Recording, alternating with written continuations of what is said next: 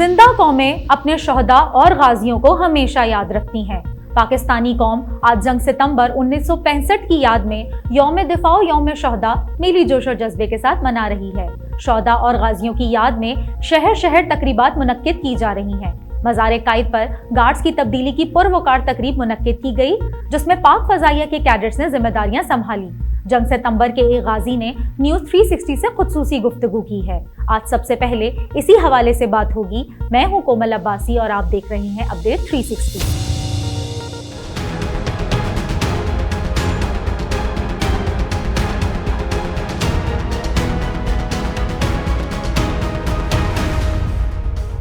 بھارت جنگ ستمبر میں سازش کے تحت سیز فائر نہ کرواتا تو پاک فوج کشمیر فتح کر لیتی۔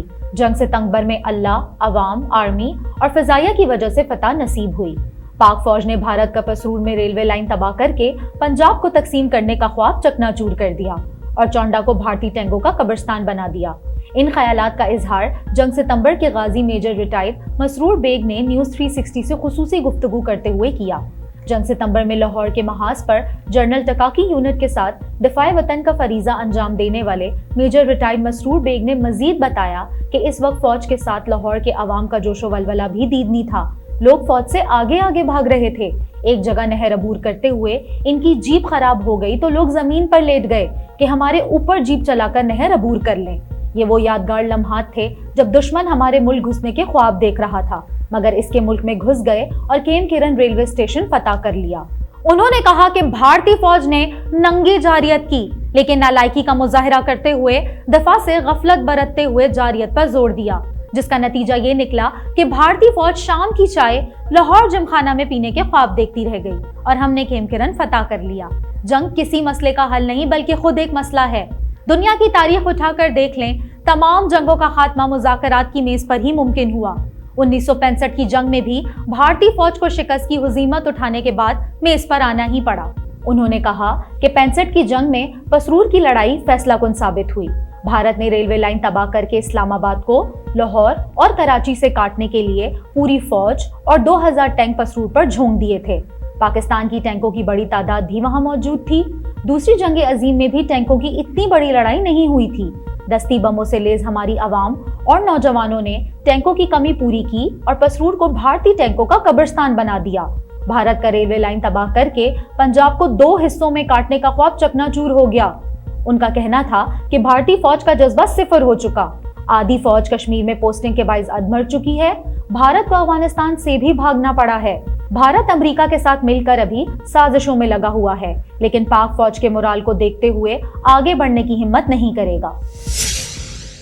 وفاقی وزیر داخلہ شیخ رشید احمد نے افغان طالبان سے پاکستان میں کالا دم TTP دہشت گردی رکوانے کا مطالبہ کر دیا۔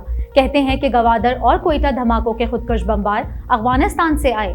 دونوں خودکش بمباروں کی شناخت ہو گئی۔ امریکہ کو افغانستان سے گئے ابھی 6 دن ہی ہوئے ہیں۔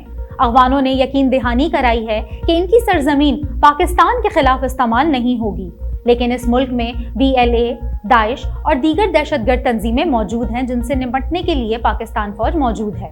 اسلام آباد میں پریس کانفرنس کرتے ہوئے وفاقی وزیر داخلہ شیخ رشید نے کہا کہ طالبان کی CPAC میں شمولیت کی خواہش خوش آئند ہے۔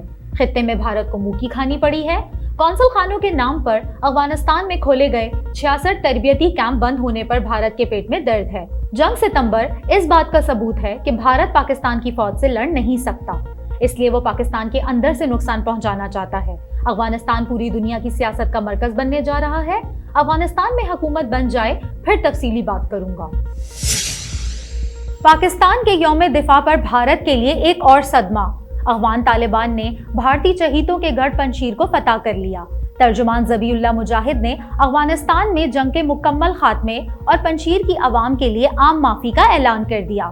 سابق افغان صدر امر اللہ صالح تاجکستان فرار ہو گئے۔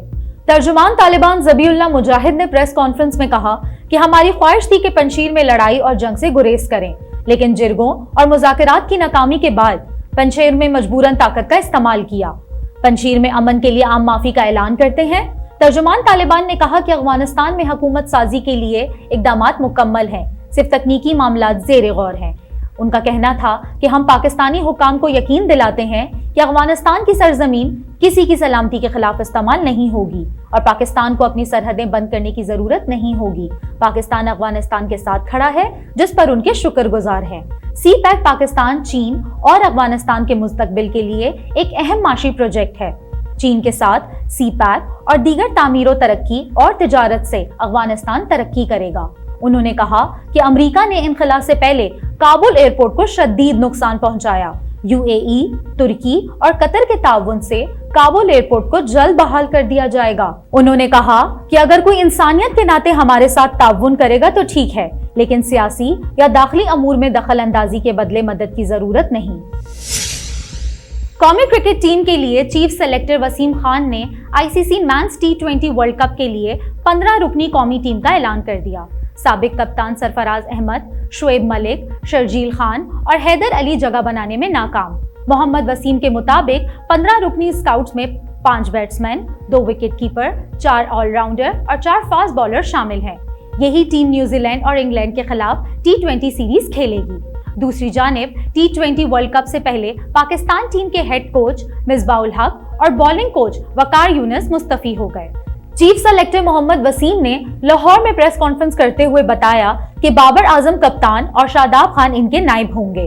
آصف علی اور خوشدل شاہ کی ٹیم میں واپسی ہوئی ہے۔ Azam Khan back up wicket keeper ہوں گے۔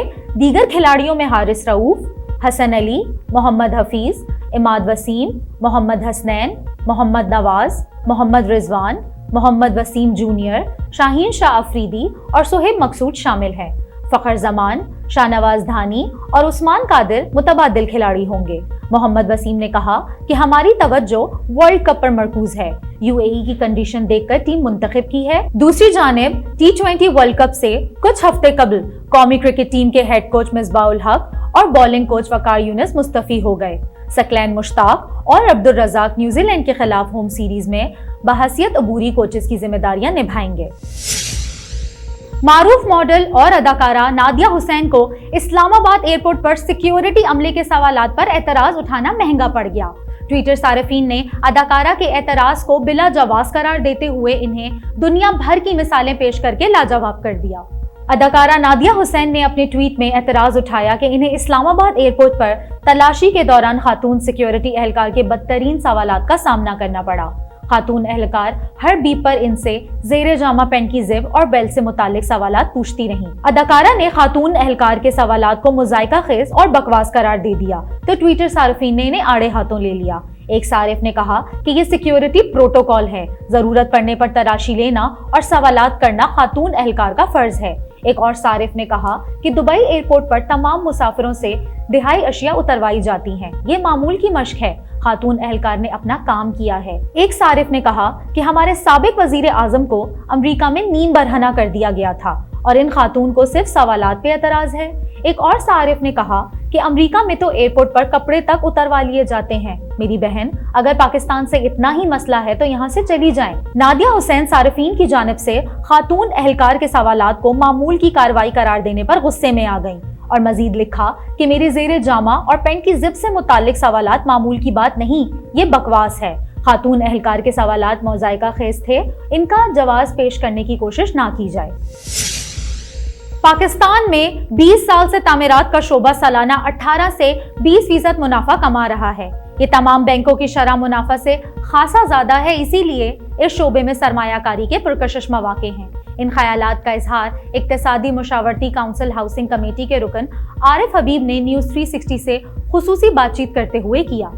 عارف حبیب نے بتایا کہ تعمیرات کے شعبے میں بینکوں سے رعایتی نرخوں پر قرضہ مل رہا ہے۔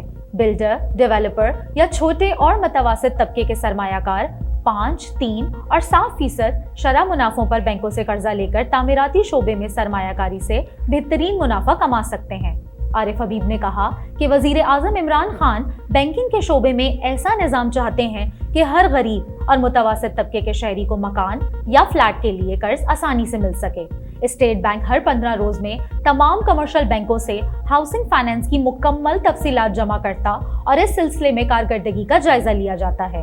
عارف حبیب نے بتایا کہ اقتصادی مشاورتی کونسل ایسی حکمت عملی بنا کر دے رہی ہے جس میں غریب اور متوسط طبقے کے افراد اگر 20 سال تک रियायती शरह मुनाफे पर कर्जा हासिल करेंगे तो 20 साल के बाद वो इस घर के मालिक बन जाएंगे जो उन्होंने कर्जे पर हासिल किया। तहरीके इंसाफ हुकूमत के खात्मे पर लो कास्ट हाउसिंग स्कीम के मुमकिना खात्मे से मुताल्लिक सवाल पर आरिफ हबीब ने कहा कि मुल्क की तमाम सियासी जमातों के मंशूर में अवाम के लिए सस्ती रिहायशी सहूलतों से मुताल्लिक मवाद मौजूद है। ये वो शोबा है जिसमें तमाम सियासी जमातें यकसा मौक़िफ़ रखती हैं। उन्हें उम्मीद है कि आने वाली कोई भी सियासी जमात इस स्कीम को इससे भी बेहतर करने की कोशिश करेगी।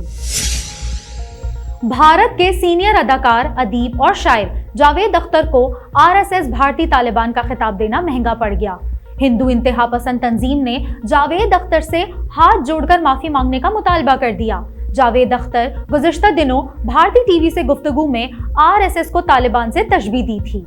भारतीय अखबार हिंदुस्तान टाइम्स के मुताबिक जावेद अख्तर ने एनडीटीवी से गुफ्तगू में कहा था कि जिस तरह तालिबान इस्लामी हुकूमत चाहते हैं, इसी तरह भारत में भी हिंदू राष्ट्र के कयाम की ख्वाहिश रखने वाले मौजूद हैं। ऐसे लोग चाहे हिंदू, मुसलमान, ईसाई या यहूदी जो भी हों, इनकी जहनियत एक जैसी होती है।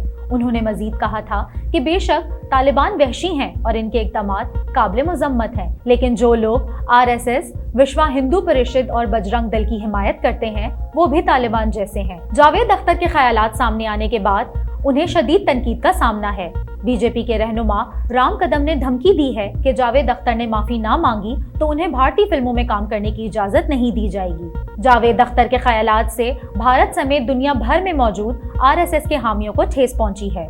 दूसरी जानिब भारतीय पुलिस को जावेद अख्तर के खिलाफ अंदराज मुकदमे की दरख्वास्त भी मौसूल हो गई है। माहिर कानून और जियो न्यूज की तज्जियाकार रीमा उमर को माशियत के मौजू पर इजहार ख्याल महंगा पड़ गया। रीमा उमर करप्शन को भी तरक्की का एक जरिया करार देती आई हैं, लेकिन जिस किताब की बुनियाद पर उन्होंने ये नजरिया अखज़ किया था, इसकी मुसन्निफा चीनी प्रोफेसर डॉक्टर यूएन एंग ने रीमा उमर के ख्यालात को यकसर मुस्तरद कर दिया। चीनी मुसन्निफा की तफसीली वजाहत आने के बाद रीमा उमर को ट्विटर पर शदीद तनकीद का सामना है। अफगानिस्तान की सूरत हाल पर ट्विटर पर रीमा उमर के ख्यालात से मुतालिक एक वीडियो कई रोज से ज़ेर गर्दिश थी। एक सारिफ ने रीमा उमर को करप्शन और चीन की तरक्की से मुतालिक इनके ख्यालात पर तनकीद का निशाना बनाया तो रीमा उमर ने वजाहत की कि ये मेरी नहीं, चीनी माहिरीन माशियत की राय है कि गैर कानूनी ज़राए से हासिल करदा दौलत भी माशियत फरोख पाती है, जैसे कि चीन और अमेरिका में हुआ। कई रोज से जारी इस बहस ने चीनी मुसन्निफा को वजाहत देने पर मजबूर कर दिया। उन्होंने रीमा उमर को मुखातिब करते हुए कहा कि आपने इस बात का गलत मतलब निकाला है कि गैर कानूनी दौलत माशियत में तेजी लाती है। मैंने किताब में वाज़ेह तौर पे लिखा है कि हर तरह की बदउनवानी नुकसानदेह है। गैर कानूनी ज़राए से हासिल करदा दौलत तरक्की के साथ बिगाड़, अदम मसावत और खतरात भी लाती है। यही वजह है कि मैं गैर कानूनी ज़राए से हासिल दौलत को स्टेरॉइड से तशबीह देती हूँ, जो पट्टों को कुव्वत तो मुहैया करती है मगर साथ में इनके बेपनाह नुकसानात भी होते हैं। लोग सिर्फ नमू के लफ्ज को देखते हैं, इसके नुकसानात पर गौर नहीं करते। मेरे काम का मकसद इसी गलत सोच का खात्मा करना है। अमरीकी और चीनी माशियत के अरकाई दौर में तेज रफ्तार तरक्की अपने साथ फिरकावारियत, अदम मसावत और खतरात भी लेकर आई। रीमा उमर साहिबा इससे पहले भी करप्शन को कानूनी करार देने का मुतालबा करती आई हैं, मगर रीमा उमर साहिबा ने जिन पत्तों पर तकिया कर रखा था उन्होंने ही हवा दे दी। उम्मीद है चीनी स्कॉलर डॉक्टर इंग की वजाहत से रीमा उमर साहिबा को तशवीह हो गई होगी और आइंदा वो करप्शन की हिमायत तर्क कर देंगी। अपडेट 360 में आज इतना ही। मजीद खबरों के लिए देखें हमारी वेबसाइट news360.tv।